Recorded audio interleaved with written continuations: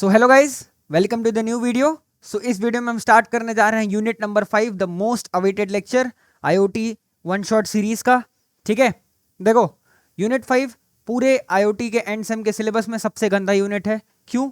क्योंकि इसके जितनी भी बुक्स हैं, टेक्निकल, टेक्नियो और टेक्नोलॉज, इन सब में कुछ अलग ही लिखा हुआ है। ठीक है, तो मैंने क्या किया है, मैंने तीनों कंबाइन करके ट्राई किया है कि इसका कॉन्सेप्ट बनाऊं। ठीक है, अगर जिन्होंने यूनिट 5 स्टार्ट नहीं किया है, तो वो ये पीडीएफ को यूज़ कर सकते हैं, ये नोट्स को यूज़ कर सकते हैं। ठीक है, मैंने ट्राई किया है कि पूरी तरह से ले लूँ। और आप मुझे बोलोगे कि यार भैया आपने पीवाईक्यू का ये नहीं कवर किया, वो नहीं कवर किया। देखो, पीवाईक्यू की आधी चीज़ें तो इसमें है ही नहीं सिलेबस में। ठीक है, कुछ चीज़ें आउट ऑफ सिलेबस पूछी गई हैं, लेकिन आप क्वेश्चन नहीं कर सकते क्योंकि हम पढ़ रहे हैं इस यूनिवर्सिटी में।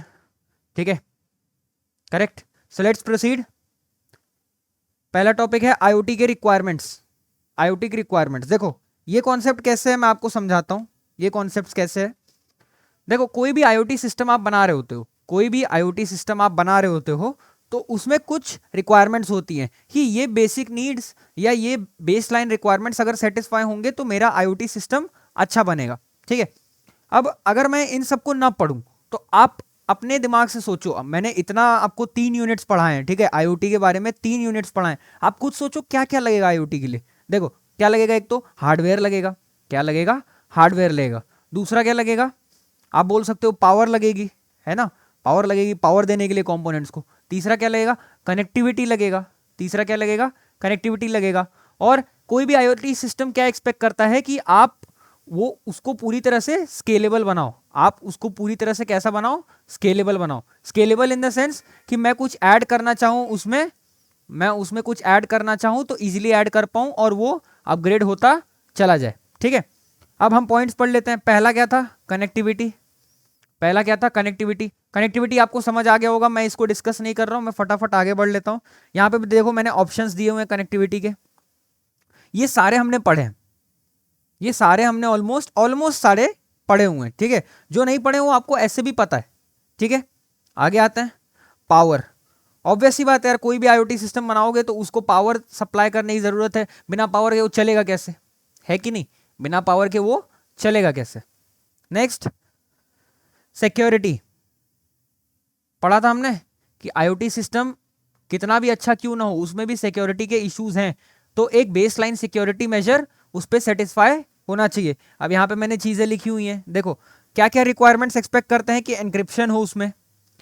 ठीक है, कम्युनिकेशन चैनल हमारा क्या हो? सिक्योर हो। कम्युनिकेशन चैनल हमारा क्या हो? सिक्योर हो। और थोड़ी फिजिकल सिक्योरिटी रहे। फिजिकल सिक्योरिटी कैसे? हमारे सेंसर्स तो बाहर लगे रहते हैं, फिजिकल वर्ल्ड को एक्सपोज रहते हैं, तो कुछ थर्ड पार्टी एलिमेंट्स, कुछ डस्ट आके उसको खराब कर सकते हैं, है ना। डस्ट, ये वाली डस्ट मत समझना, मैं डस्ट लोगों की बात कर रहा हूँ। ठीक है, डस्ट आके उसको खराब कर सकते हैं। ठीक है, तो ये हम सिक्योरिटी में एक्सपेक्ट करते हैं। नेक्स्ट इज स्केलेबिलिटी, मैंने डिस्कस किया था अभी। स्केलेबल और डायनेमिक होने चाहिए हमारे आईओटी सिस्टम। उसमें कौन कौन सी रिक्वायरमेंट सेटिस्फाई होनी चाहिए? देखो, एक है क्लाउड इंटीग्रेशन। क्लाउड इंटीग्रेशन से स्केलेबिलिटी कैसे बढ़ेगी यार? देखो क्लाउड पे आप समझ लो बहुत ज़्यादा डेटा स्टोर कर सकते हो। क्लाउड पे आप बहुत ज़्यादा डेटा स्टोर कर सकते हो। अगर आप ज़्यादा डेटा स्टोर करोगे तो आपका सिस्टम बड़ा होता जाएगा। You need to build a bigger processing unit. Bigger processing unit बनाओगे तो क्या होगा? You can process multiple amounts of data, या बहुत बड़ा डेटा प्रोसेस कर सकते हो। तो इससे आपका सिस्टम बड़ा हुआ, स्केल अप हुआ। समझ पा रहे हो? स्केल अप हुआ। Next is distributed architecture. जब आप आर्किटेक्चर को कन्फाइंड अगर बना रहे हो, ये हमारा आर्किटेक्चर कन्फाइंड है, ठीक है, मैंने इसको क्या कर दिया? डिस्ट्रीब्यूट कर दिया। इसको डिस्ट्रीब्यूट करने से क्या हुआ? हमारा आर्किटेक्चर थोड़ा बड़ा हुआ, थोड़ा स्केल अप हुआ, है ना। ऐसे आप सोचो, दिमाग से सोचो, जैसे ही उसको मैंने ऐसे डिस्ट्रीब्यूट किया, थोड़ा स्केल अप हुआ, थोड़ा एक्सपैंड हुआ। Correct. Next is device management. अब आप डिवाइस किस टाइप का यूज कर रहे हो, डिवाइस की हेल्थ कैसी है, वो भी तो मैटर करेगा ना। आपने 2 सेंसर लगाए हैं, एक खराब है और एक अच्छा है, तो फर्क पड़ेगा कि नहीं? अगर दोनों अच्छे लगाए तो फर्क पड़ेगा ना, इसलिए इसको स्केलेबिलिटी के अंदर इंक्लूड करा है।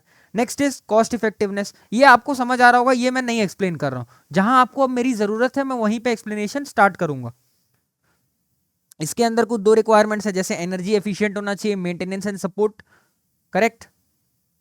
अब हम आते हैं किस पे, आईओटी डिजाइन मेथोडोलॉजी पे। इस पे क्वेश्चन आया हुआ है आपके पेपर में, इसके एक टॉपिक पे आया था, लेकिन मैं बोलता हूं ये पूरा टॉपिक ही एक क्वेश्चन है। क्वेश्चन क्या आएगा, explain IoT design methodology in detail. कितने मार्क्स का क्वेश्चन आ सकता है पता है क्या, 10 मार्क्स का आ सकता है। देखो आ सकता है, पागल यूनिवर्सिटी है, पूरी तरह से पागल है, कुछ भी पेपर निकलता है, कैसा भी पेपर निकलता है, ठीक है। So you can't expect anything, ठीक है। तो पहला क्या है, देखो ये क्यों पढ़ना है हमें, ये क्यों पढ़ना है, देखो हमने जब सॉफ्टवेयर का सॉफ्टवेयर बिल्डिंग का जब हमने देखा तो उसमें कुछ हमने देखे थे, उसमें कुछ हमने देखे थे कि ये स्टेप्स होते हैं, ऐसे ऐसे स्टेप्स होते हैं, ये परफॉर्म करना होता है, ये होता है, ठीक है। ऐसे ही कोई भी आईओटी सिस्टम डिजाइन करते टाइम एक प्रॉपर मेथोडोलॉजी होती है, ठीक है। एक होता है स्टेप्स जिसमें हम रिक्वायरमेंट सेटिस्फाई कराना, ये आइडेंटिफाई करना, ये सब करना, ये सब करते हैं, इट्स ओके। लेकिन एक प्रॉपर तरीका, पूरी तरह से एक्सप्लेनेशन, किसका आप क्या बोलते हैं उसको, आईओटी डिजाइन मेथोडोलॉजी। पहला क्या है, पर्पस एंड रिक्वायरमेंट स्पेसिफिकेशन। मतलब इसमें हम क्या डिफाइन कर रहे होते हैं, पर्पस और रिक्वायरमेंट क्या है हमारे सिस्टम का। हम ये सिस्टम बना रहे हैं तो ये कौन कौन सी रिक्वायरमेंट्स को सेटिस्फाई करेगा, इसका पर्पस क्या है, ठीक है। जैसे मैंने आपको बोला आप मेरे लिए क्या बनाओ, एक वेदर मॉनिटरिंग सिस्टम बनाओ, वेदर मॉनिटरिंग सिस्टम बनाओ, ठीक है। तो आप मेरे से क्या पूछोगे कि यश भैया या प्रोफेसर आप मुझे ये बताओ कि इसकी रिक्वायरमेंट्स क्या क्या है, ठीक है। आपकी रिक्वायरमेंट्स क्या क्या है इस प्रोडक्ट की, है ना, या इस प्रोडक्ट का पर्पस क्या है। तो मैं आपको कुछ चीजें बताऊंगा तो आपका दिमाग थोड़ा खुलेगा, करेक्ट। वही चीजें मैंने यहाँ पे लिखी हुई हैं। Next is process specification. Process specification मतलब ओवरऑल जो प्रोसेस इसमें चल रही होगी, ओवरऑल जो प्रोसेस होगा पूरे आईओटी डिजाइन का, वो क्या है, वो इसमें डिफाइन हो रहा होता है। देखो लिखा है, the use cases of the IoT system are formally described based on और derived from the purpose and requirement specification. मतलब जब मेरे को यूज केस डिफाइन करना है, यूज केस याद करो मैंने पढ़ाया था आपको सॉफ्टवेयर इंजीनियरिंग में। यूज केस क्या होता है, तरह तरह के फंक्शन, तरह तरह के जो चीजें मैं परफॉर्म कर रहा होता हूं सिस्टम पे, दोज आर यूज केसेस। अब वो क्या है, एक्चुअल में फंक्शंस ही है ना, या प्रोसेस ही है। तो उन सारे प्रोसेसेस को लिस्ट डाउन अगर करना है तो हम किस में करते हैं, वो प्रोसेस स्पेसिफिकेशन में करते हैं, ठीक है। आगे आते हैं domain model specification. Domain model specification, अब डोमेन मॉडल स्पेसिफिकेशन में क्या होता है, देखो मैंने आपको बोला वेदर मॉनिटरिंग सिस्टम बनाना है, वेदर मॉनिटरिंग सिस्टम बनाना है, तो आप उसका पूरा डोमेन बिल्डअप करोगे। क्या बिल्ड करोगे, डोमेन, कि ये किसका पार्ट है, इसमें क्या क्या चीजें लगेंगी, कैसे कैसे लगेगा, कौन से डोमेन का हिस्सा बन सकता है ये, या कौन सा नया डोमेन इससे पैदा हो सकता है ना। अब यहाँ पे देखो लिखा है, the domain model describes the main concepts, entities and objects in the domain of the IoT system to be design. यही चीज मैंने अभी बोली आपको, यही चीज मैंने अभी आपको बोली। डोमेन मॉडल इंडिपेंडेंट होता है टेक्नोलॉजी के, मतलब आपका डोमेन कुछ भी हो, डजेंट मैटर, ठीक है। आपका डोमेन कुछ भी हो, उसका आपके टेक्स्ट से कोई रिलेशन ही नहीं है, उसका आपके टेक्स्ट से कोई रिलेशन नहीं है। आप कुछ भी टेक्स्ट यूज करो, एनीथिंग, बस आपको उस डोमेन से रिलेटेड कुछ बनाना है, ठीक है, करेक्ट। आगे, अब इससे क्या होगा, सिस्टम डिजाइनर को समझ आता है कि कौन से आईओटी डोमेन पे मैं काम कर रहा हूं, कौन से आईओटी डोमेन पे मैं खुद काम कर रहा हूं, correct. Next is information model specification. Next is information model specification, ठीक है। इसमें क्या होता है, हम जो ओवरऑल स्ट्रक्चर है हमारे इंफॉर्मेशन का, मतलब ओवरऑल जो स्ट्रक्चर होता है हमारे इंफॉर्मेशन का, जो हमारे आईओटी सिस्टम में घूमेगा। जैसे मान लो हमारा ये आईओटी सिस्टम है, ये क्या है, आईओटी सिस्टम है, ठीक है। अब इसमें कुछ इंफॉर्मेशन आ रही है, फॉर एग्जांपल इंफॉर्मेशन आ रही है, for example temperature 30 degree Celsius, 30 degree Celsius, और आईओटी सिस्टम उसको प्रोसेस करके दे रहा है स्टेट कोल्ड, नहीं सॉरी, स्टेट हॉट, समझा। तो ये देखो, ये एक फॉर्मेट है, ये एक सिंटैक्स है इंफॉर्मेशन का, सिंटैक्स है ना, कि मेरा टेम्परेचर का जो यूनिट होना चाहिए वो किस में होना चाहिए, सेल्सियस में होना चाहिए, है ना। तो ये इधर डिफाइन हो रहा होता है, ठीक है। And this is a virtual entity, this is a virtual entity, this is also virtual entity. अब आप बोलोगे क्या मैं ये डायग्राम बना सकता हूँ? बना लेना यार, कोई दिक्कत नहीं, बना लेना, ठीक है। फिर क्या होता है लेटर, पहले तो हम वर्चुअल एंटिटीज डिफाइन कर देते हैं, मैंने जैसे डिफाइन कर दिया। फिर I can add more attributes and relations to it. जैसे एक एट्रीब्यूट क्या बोल सकता हूँ? Input, input is an attribute. Output, output is an attribute. Correct, clear? So let's proceed further, we come to service specification. Service specification, देखो service specification यहां पे क्या लिखा है? Services either change the state of attribute और retrieve the current values. ठीक है, services either change the state of attribute और रिट्रीव द करंट वैल्यू। देखो क्या है, एक बल्ब है, एक बल्ब है, ठीक है, उसका अभी करंट स्टेट है, मान लो करंट स्टेट, करंट स्टेट है ऑफ, क्या है? ऑफ। ठीक है, मैंने उस पे एक सर्विस लगाई, सर्विस क्या लगाई? सर्विस बोल लो, कैसी सर्विस लगाई? नाइट की, नाइट टाइम, मतलब रात हो गई है, तो इसका स्टेट, करंट जो स्टेट था क्या हो गया? ऐसा कुछ हो गया। नेक्स्ट स्टेट, नेक्स्ट स्टेट कैसा हो गया? ऑन। तो ये देखो स्टेट चेंज हो गई ना, स्टेट चेंज हो गई। या इनकेस ऐसा होता मैं यहां पे करता कुछ ऐसा सर्विस जैसे डिस्प्ले, डिस्प्ले, तो यहां पे स्टेट क्या प्रिंट होती? फिर से ऑफ, तो हमारी करंट वैल्यू भी रिटेन हो गई। समझ पा रहे हो? तो ये जो होता है ना, ये ऐसी सर्विसेज जिसमें हम डिफाइन करते हैं, जैसे एंटिटी का हम अगर स्टेट चेंज कर रहे हैं, ऑन ऑफ, या ऐसा बोल सकते हो लो हाई, जब एक स्टेट से दूसरे स्टेट पे हम मूव कर रहे हैं तो वो किसकी मदद से हो रहा होता है? सर्विसेज की मदद से हो रहा होता है। ठीक है, सर्विसेज आप ऐसा बोल लो एक्शंस टाइप, एक्शंस कौन कौन से परफॉर्म हो सकते हैं जिसकी वजह से चेंजेस आए और वो हम ट्रैक कर पाए। ठीक है, next we come to IoT level specification. देखो कोई भी आईओटी सिस्टम बनाते हो ना तो they have certain levels, they have certain levels. अब वो लेवल किस टाइप के होते हैं? ऐसे टाइप के होते हैं। अब आप बोलोगे क्या मैं ये पूरा याद करूं? मत करो, बस आप ये याद कर लो। Correct, so let's proceed further, we talk about functional view specification. इसको पढ़ो। The functional view defines the functions of the IoT system grouped into various functional groups. नहीं समझा? आगे एक बार पढ़ो। The functional groups in a functional view include device, communication, services, management, security, applications. मतलब जैसे डिवाइस, डिवाइस एक function group है। अब इसमें क्या क्या फंक्शंस परफॉर्म कर सकते हो आप डिवाइस में? ऑन ऑफ, ऑन ऑफ और लो हाई, ये सब क्या है? फंक्शंस हैं, ये सब क्या है? फंक्शंस हैं। अब कम्युनिकेशन में कौन कौन से फंक्शन हो सकते हैं? कम्युनिकेशन में किस टाइप के फंक्शंस हो सकते हैं? मैं बोलता हूं प्रोटोकॉल्स मान लो हो गए मेरे जिगबी, MQTT। ठीक है, फिर सर्विसेज में कौन कौन से आएंगे? सर्विसेज में, जो सर्विसेज मैं प्रोवाइड कर रहा हूं, जैसे monitor, monitor, display, display. Similarly for management कुछ होगा, सिक्योरिटी के लिए कुछ होगा, एप्लीकेशन के लिए भी कुछ होगा। तो समझ पा रहे हो? ऐसे मैंने क्लासेस डिफाइन कर ली, अपने जो फंक्शंस प्रोवाइड करेगा आईओटी सिस्टम को डिफरेंट क्लासेस में डिवाइड कर लिया और फिर सारे फंक्शंस को उन क्लासेस में फिट करवा दिया। करेक्ट, आगे आते हैं किस पे? ऑपरेशनल व्यू पे। ऑपरेशनल व्यू ऐसा समझ लो ना, आईओटी सिस्टम के ऑपरेशंस को जो हैंडल करता है, मतलब आईओटी सिस्टम जो ऑपरेट करेगा ना वो यहां पे आता है। अब इसका मतलब क्या हुआ यार? मैंने एक आईओटी सिस्टम बनाया, मान लो वेदर मॉनिटरिंग सिस्टम। अब वो कौन से एनवायरनमेंट में ऑपरेट कर रहा है, कौन सा डेटाबेस यूज कर रहा है ऑपरेशन के लिए, क्या क्या चीजें लग रही हैं उसको ऑपरेशन के लिए, ये वो सब चीजें मैं इसमें डिफाइन करता हूं। जैसे service hosting options, storage options, device options कौन कौन से हैं मेरे पास, एप्लीकेशन होस्टिंग ऑप्शंस कौन कौन से हैं।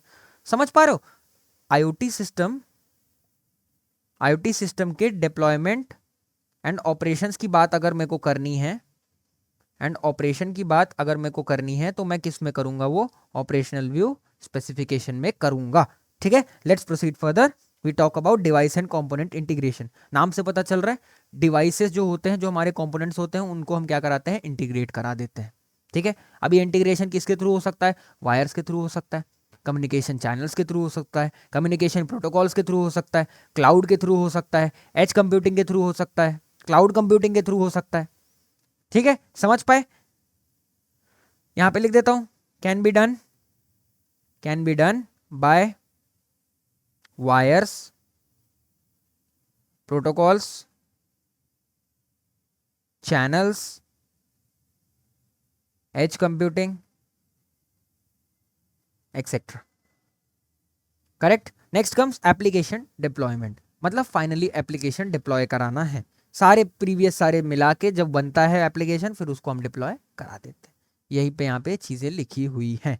आगे आते हैं फटाफट किस पे, स्टडी ऑफ आईओटी सेंसर्स। किसकी स्टडी करनी है हमें? आईओटी सेंसर्स की हमें स्टडी करनी है। अब देखो सेंसर क्या होता है। सेंसर हमें पता है कि अभी तक इतना तो आपको समझ आ गया होगा कि सेंसर क्या होता है, लेकिन मैं बता देता हूं। देखो ये मान लो एक ट्री है, ये एक ट्री है, इस पे मैंने क्या अटैच कराया? एक सेंसर। ठीक है, और फिर ये सेंसर मेरे को आउटपुट में क्या देता है? आउटपुट में मेरे को क्या देता है? ऐसा कुछ सिग्नल देता है। तो क्या हुआ? एक फिजिकल एंटिटी थी। जैसे ये सेंसर क्या मेजर कर रहा है? ह्यूमिडिटी सेंसर है।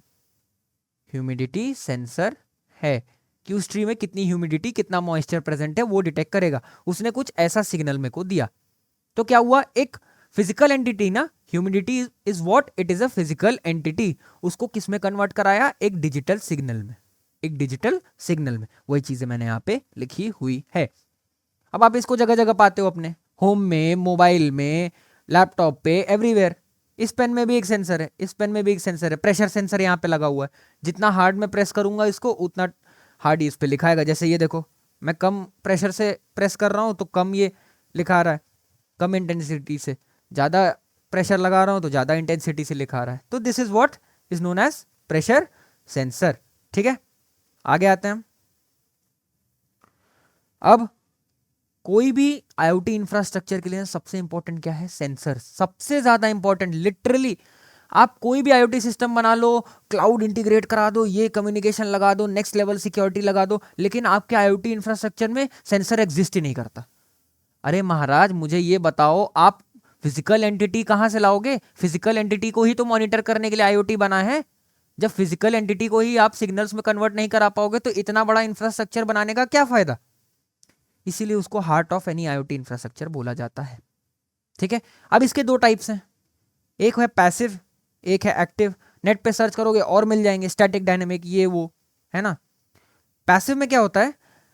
पैसिव में बस आप इतना याद रखो, पैसिव में आपको बस इतना याद रखना है, without the need for external power source. मतलब ये अपना काम करेंगे, ये अपना काम करेंगे, सेंसिंग का काम करेंगे, लेकिन इनको एक्सटर्नल पावर सोर्स लगाने की जरूरत नहीं है। ठीक है, जैसे फोटो डिटेक्टर। फोटो डिटेक्टर क्या होता है? वो सन रेस को नापता है। ठीक है, मतलब कितनी लाइट प्रेजेंट है, सन की लाइट कितनी प्रेजेंट है वो मेजर करता है। थर्मोकपल मतलब कितना हीट प्रेजेंट है।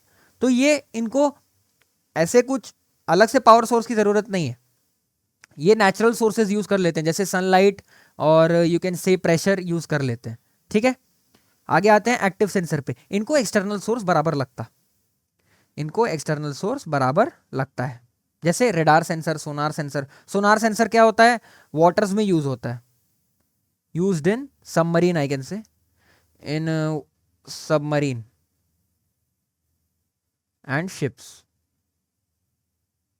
करेक्ट, ये समझ गए। अब देखो सेंसर के कंपोनेंट्स देख लो। देखो मैं ये सब चीजें बाद में पढ़ता हूं, आप ये जो मैं समझा रहा हूं सेंसर कंपोनेंट्स ये समझ लो। आपको ये समझ आ रहा है क्या? थोड़ा सा मार्कर अच्छा ले लेंगे। आपको ये समझ आ रहा है क्या? पावर सप्लाई, मुझे बताओ, पावर सप्लाई समझ आ रहा है ना? ऑफ कोर्स पावर प्रोवाइड करने के लिए। अब ये पावर सप्लाई कैसी हो सकती है? अपनी उस टाइप की हो सकती है, जैसे मैंने इसमें एक प्लेट लगाई हुई है, कौन सी? Solar plate. ठीक है, या एक अडेप्टर लगाया हुआ है। फिर क्या है? एक मेमोरी है, थोड़ा सा डेटा स्टोर कराना पड़ेगा कुछ सेंसर पे। जैसे अब मैंने आपको बोला है कि आपको एक ऐसा सेंसर बनाना है जो ह्यूमिडिटी फाइंड करे। ठीक है, तब आपको ये तो बताना पड़ेगा ना कि तुम ह्यूमिडिटी को ही कंसिडर करो, बाकी चीज़ों को कंसिडर ना करो। तो वो किस में स्टोर होगा? मेमोरी में। फिर कम्युनिकेशन डिवाइस क्यों है? कम्युनिकेशन डिवाइस क्यों है? अरे सेंसर तो लगा दिया, कम्युनिकेट किससे करोगे, बाकी चीज़ों से तो कम्युनिकेट करोगे ना, इसलिए कम्युनिकेशन डिवाइस लगा है। और कंट्रोलर इन सबको एक साथ जोड़ने के लिए, इन सबका ऑपरेशंस परफॉर्म करने के लिए, कंट्रोल सिग्नल जनरेट करने के लिए क्या है, कंट्रोलर। और ये जो पार्ट है ना, ये हमारे जो फिजिकल वर्ल्ड है उसको ऐसे एक्सपोज रहता है। ठीक है, अब यहाँ पे मैंने वही सारे पॉइंट्स लिखे हैं, आप एक बार पढ़ लेना। करेक्ट। आगे आता है tagging and tracking. Tagging and tracking का मैंने शायद इधर नहीं डाला है, आप एक बार डायरेक्ट पढ़ लेना, मैं डायरेक्ट स्लाइड्स में ही डाल दूंगा। ठीक है, टैगिंग एंड ट्रैकिंग हम समझ लेंगे, मैंने शायद कुछ तो मिस्टेक कर दी इधर, कोई बात नहीं। ठीक है, उतना कुछ सिग्निफिकेंस उसका है नहीं। सिम कार्ड टेक्नोलॉजी, आप मुझे बताओ, मुझे ये एक्सप्लेन करना चाहिए क्या? ज़रूरत तो नहीं, लेकिन एक बार सुन लो। सिम कार्ड देखो, ये ट्रेडिशनल सिम कार्ड से थोड़ा सा अलग है, क्यों? क्योंकि यहाँ पे 2 और आपको नेटवर्क ऑप्शंस मिल जाते हैं बस, बाकी सब डिट्टो सेम है, डिट्टो सेम टू सेम है।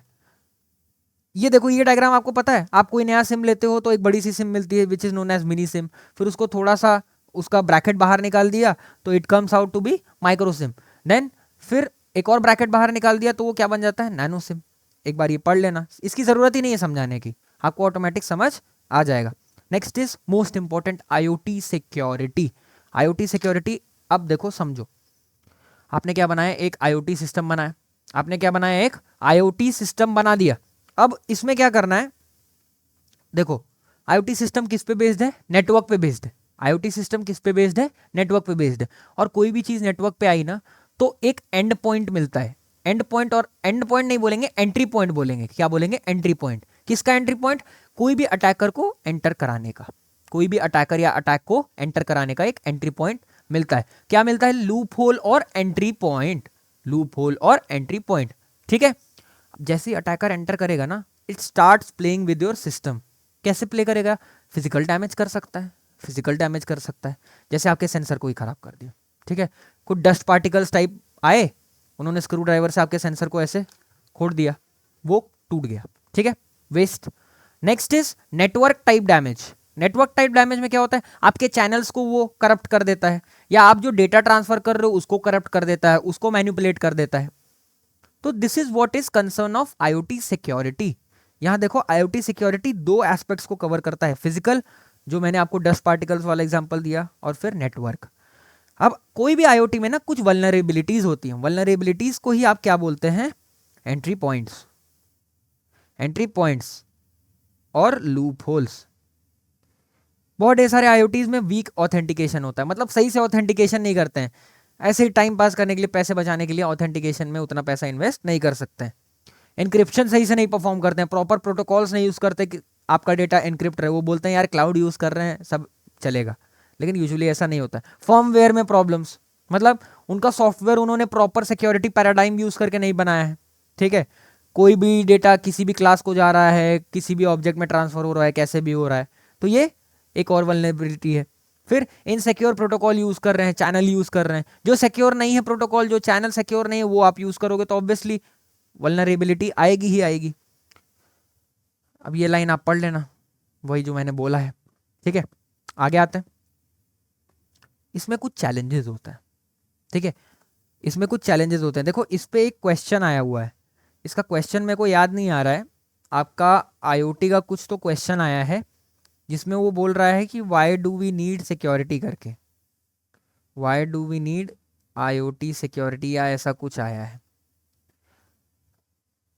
ठीक है, मैं अपडेट कर दूंगा, आप ये जब नोट्स टेलीग्राम से एक्सेस करोगे ना तो मैं ये वाली लाइन अपडेट कर दूंगा। ठीक है, अब कौन कौन से चैलेंजेस हैं, एक तो ऑथेंटिकेशन सबसे बड़ा चैलेंज है यार, ऑथेंटिकेशन सबसे बड़ा चैलेंज है। ऑथेंटिकेशन बताऊं क्या, नहीं बताऊंगा। एक्सेस कंट्रोल, मतलब कौन एक्सेस कर सकता है आपके नेटवर्क को, किस लेवल तक।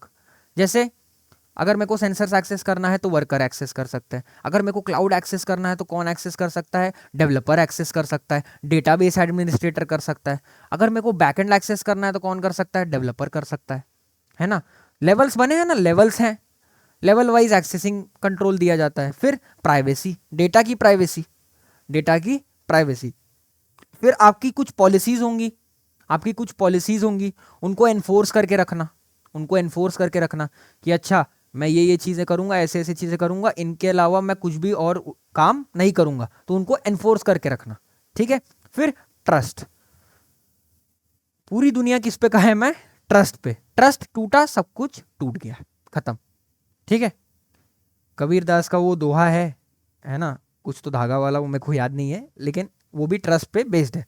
फिर मोबाइल सिक्योरिटी, इंटरऑपरेबिलिटी याद है? इंटरऑपरेबिलिटी, कोई भी आईओटी सिस्टम बनता है तो उसमें इंटरऑपरेबिलिटी बहुत ही ज्यादा मैटर करती है, बहुत ही ज्यादा मैटर करती है। फिर उसी में मोबाइल सिक्योरिटी का पार्ट आ जाता है, क्योंकि मोबाइल सबसे कॉमन डिवाइस है और उसको हैक करना, उसमें अटैक्स करना बहुत ही ज़्यादा इजी है as compare to a normal computer, इसलिए मोबाइल सिक्योरिटी अलग से मेंशन किया है। सिक्योर मिडलवेयर, मिडलवेयर क्या होता है? आप ऐसा समझ लो कि आप एपीआईज की ही बात कर रहे हो। मिडलवेयर अगर मैं ऐसे कॉमन लैंग्वेज में बोलूँ तो इट इज़ लाइक एपीआई। आप कुछ मिडल में ऐसा कुछ यूज़ कर रहे हो और मे बी कुछ थर्ड पार्टी यूज़ कर रहे हो जो सिक्योर नहीं है, तो that is also a problem. फिर कॉन्फिडेंशियलिटी, मतलब कोई बाहरी इंसान आपका डेटा देख ना पाए, या आप कहीं डेटा ट्रांसफर कर रहे हो तो कॉन्फिडेंशियल रहे, है ना, किसी दूसरे सिस्टम को ट्रांसफर कर रहे हो तो कॉन्फिडेंशियल रहे। ये भी क्या है? एक चैलेंज है, ये भी क्या है? एक चैलेंज है। ठीक है, आई होप समझ आया होगा। अब आप इस पे पॉइंट्स लिख सकते हो, आपको ये याद रख लो सारे पॉइंट्स और इन पे ऑटोमेटिक लिख लेना, नाम से ही पता चल रहा है, ऐसा कुछ एक्सप्लेन करने की इधर जरूरत नहीं है। Next we come to misuse cases of IoT, misuse cases of IoT. एक बार ये पढ़ लेना, एक बार ये पढ़ लेना। देखो, मिस यूज केसेस मतलब आप ऐसे समझ सकते हो कि कुछ केसेस होते हैं आईओटी में जिन पे अगर ध्यान मैंने नहीं दिया तो उनका मिस यूज हो जाएगा। देयर आर सम केसेस और there are some aspects of IoT जिन पे अगर मैंने फोकस नहीं दिया, ठीक है, तो देयर आर चांसेस कि those will be getting misused. ठीक है, करेक्ट। तो ये पॉइंट से ये उतना आपको एक्सप्लेन करने की जरूरत नहीं। जैसे देखो, एक फेक सर्वर वाला पॉइंट लिखा है, मतलब क्या है कि आप सर्वर बनाए हो लेकिन वो सर्वर ही क्या है? फेक है। ये क्या है? एक केस है, एक केस है फेक सर्वर का।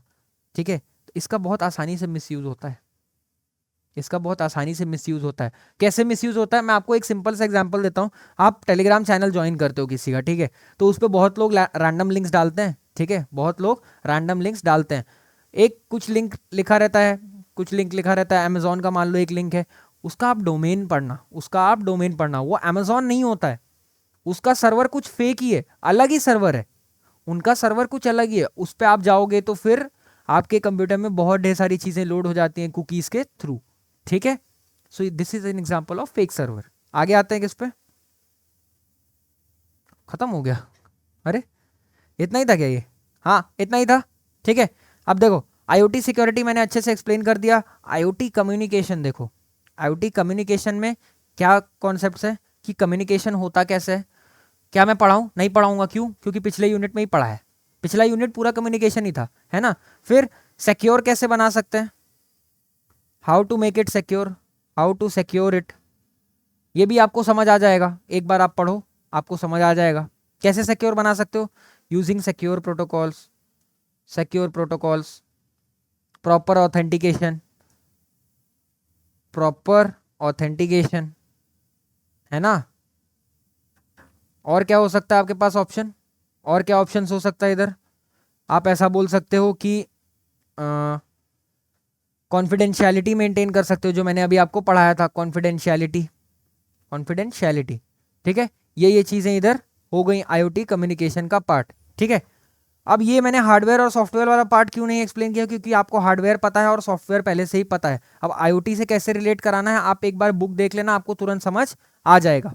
ठीक है, बाकी ऑलमोस्ट सारी चीज़ें मैंने इधर डिस्कस कर ली हैं, बाकी ऑलमोस्ट सारी चीज़ें मैंने इधर डिस्कस कर ली हैं। ठीक है, सो गाइस, मेरे साइड से पूरा आईओटी का सिलेबस कंप्लीट हुआ। मैंने ट्राई किया कि कम टाइम में आपका सिलेबस मैं कंप्लीट कराऊं। देखो, आपका जो पीवाईक्यू है, पीवाईक्यू पे आप उतना सर मत फोड़िए। इन केस ऐसा हो रहा है कि आपका कुछ भी आंसर नहीं आपको समझ आ रहा है, तो आप प्लीज़ कुछ भी लिखिए, मेरी रिकमेंडेशन लिखिए, मेरी रिकमेंडेशन आप लीजिए, आप प्लीज़ कुछ भी लिखिए। मतलब कुछ ऐसा चीज़ लिखा हुआ है जिसका आपको थोड़ा सा ही नॉलेज है, जिसका आपको थोड़ा सा ही नॉलेज है, तो आप उसको रिलेट कराइए दूसरी चीज़ों से। ठीक है, पेपर लिखने का पैटर्न होता है जो मैं एक छोटी सी अभी और वीडियो बना के उसमें एक्सप्लेन आपको कर दूंगा। ठीक है, वो पैटर्न अगर आपने क्रैक कर लिया ना, तो आपका पॉइंटर तो आराम से उठेगा और आपको पढ़ाई सिर्फ इतनी सी ही करनी रहेगी। ठीक है, इतनी सी पढ़ाई करनी रहेगी। मैं क्योंकि वैसे ही करता हूँ, मुझे पता चल गया है कि पेपर लिखना कैसे, ठीक है। तो मैं यूजुअली एक एक हफ्ते पहले, एक एक महीने पहले पढ़ता ही नहीं हूँ। मैं 2 दिन पहले पढ़ता हूँ या एक रात पहले पढ़ता हूँ और मेरा पूरा सिलेबस हो जाता है, लिटरली पूरा सिलेबस हो जाता है, ठीक है।